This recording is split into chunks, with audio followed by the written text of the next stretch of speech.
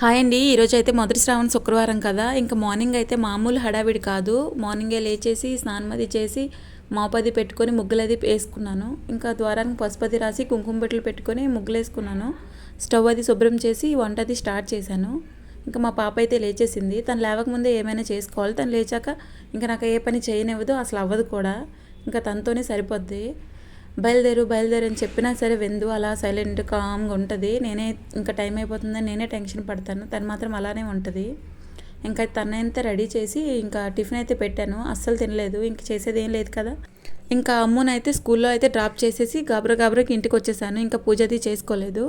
So special day కదా, శారీ కట్టుకుంటే బాగుంటుందని చెప్పి శారీ అయితే కట్టుకున్నాను.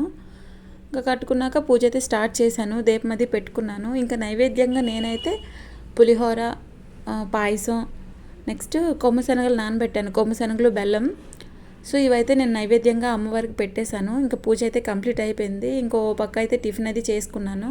ఇంకా చూడండి గిన్నెలన్నీ ఎలా పడున్నాయో. ఇంకా ఏ పని ఉన్నా ఎన్ని పనులు ఉన్నా సరే టీ మాత్రం కంపల్సరీ. సో కాసేపు అలా రిలాక్స్ అవుతూ టీ అయితే తాగేసి ఇంకా మళ్ళీ పనులు అవి స్టార్ట్ చేసుకున్నాను. సో గాయస్ అదనమాట. Thanks for watching. బాయ్.